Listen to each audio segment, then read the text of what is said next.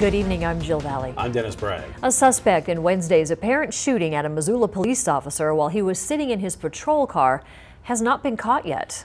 Police continue to work this case, and so do we. Katie Miller spoke with Missoula police about their response and the public's criticism over the investigation. There is lots of speculation on social media surrounding Wednesday's incident in downtown Missoula. We asked Missoula Police Department spokesman Sergeant Travis Welsh exactly what happened that day and how did MPD respond. Immediately after the radio call, after the shot had been fired, it produced about a 6-inch hole in the back of the patrol car, the rear window. The glass was actually blown into the interior of the car and was scattered about in the interior.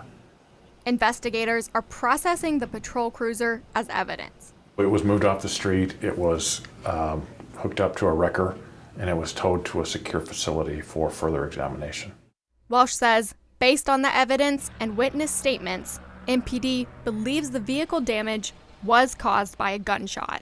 Based on the officer's radio call, his report of what occurred, his decision to take immediate defensive action, the witnesses that we've interviewed, their reports of hearing the same sound that caused the damage to the car lead us to the consideration that it was a gunshot. Welsh says the officer did not see the shooter. The only thing that we may be able to logically assume is that the shot came from south of the officer just because of the impact point and the direction of the glass after the impact. Welsh also says the police department does not reveal physical evidence, like bullets, shell casings, or photographs, during an ongoing investigation. He says the officer feared for his life after being shot at, and the department responded accordingly. Our priority is to preserve the safety of our citizens, and we have to be prepared to take whatever action we need to in order to accomplish that. Our response was measured, and it was well thought out.